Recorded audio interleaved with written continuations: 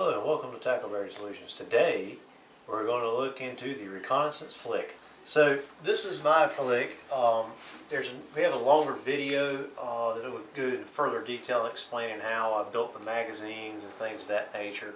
This is just a shorter video to kind of give you a quick overlook of what all we have and what all we do to flicks that I build. Very first thing I want you to notice is the back side of this flick. You can see here I eliminated the buckle on this side. I was having a lot of problems with all the excess slack, and the buckles and stuff were pinching me on the sides, and it was just very uncomfortable. This piece here had an entirely different metal buckle in the center of it, and I had already maxed it out trying to get it adjust properly, and I still just could not get the flick high enough, so we ended up eliminating that and a ton of this excess material that we were able to eliminate, and little bitty ounces equaled pounds, and pounds equals pain. So we got rid of all that, plus we got rid of that huge metal buckle right in the center, which was just digging into my back, especially with a pack on. So by eliminating that, it made the flicks just significantly more comfortable and just a tad bit lighter. With all this material put together, and 2 pistol magazines and everything but your pistol, this entire flick weighs about 15 pounds. So that means that with your pistol, you're carrying about 20 pounds in the front of you.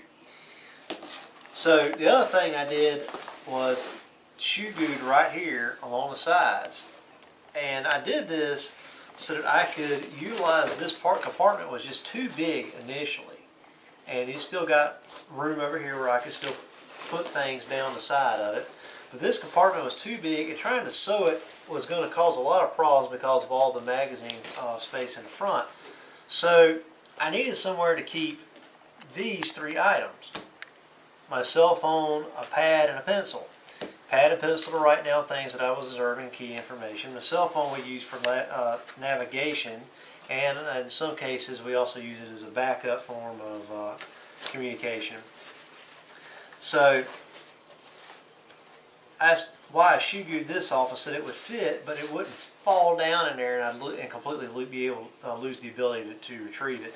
Also, I took the Velcro off. As you can tell, I took the Velcro off there. I left it on here intentionally.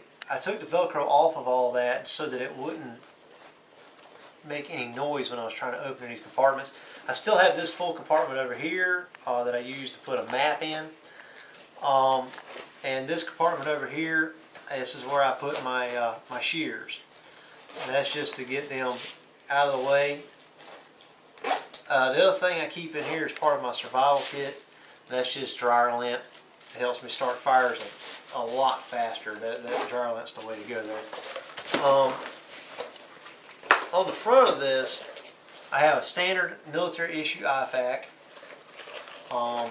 Again, if you want to see what's exactly made up in that IFAK and how I painted the bag and everything, look at the longer video that we made.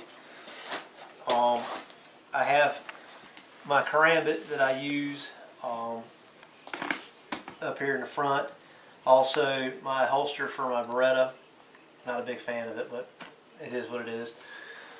I have this that I carry with me. It's good to cut that, that way if I have to cut my buddy out of something, I can, and if I have to smash a windshield to get out during a water egress, I can do that as well. I have my 6 fully loaded magazines that I keep inside my flick, and I turn them a very specific way so that my drawing hand for the magazines will always retrieve the magazine the exact same way every single time, so I don't even have to look as I'm inserting it into the weapon. Then I have another portion of my survival kit. Again, if you want to understand more about these individual components, look at the longer video. Fire starters, trip line, a snare block, and a life straw here. I'm going to put those, fit right into here, just like that. It even has a little flap that goes over the top that kind of helps keep it from coming out. And then over here on the other side, I've got my Swiss Army knife, a small meal that goes in this back corner. flashlight right there. The only thing I do not have on here is my pistol, the 2 pistol magazines, and my radio. And that's it. And my radio pouch for this particular case. Oh, and I'm also missing a hand grenade, but I only use that in theater side. The radio's pouch there. I mean, you can put a radio pouch there if you want. I'm just using a simple double magazine pouch, and the reason I do that is I like the flap. The flap helps protect the radio from the rain. And so that's the reason I decided to run those. And my Harris radios fit in there real well.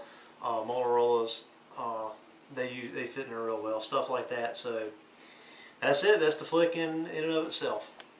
Thank you very much for watching, and as always, shop Tackleberry Solutions.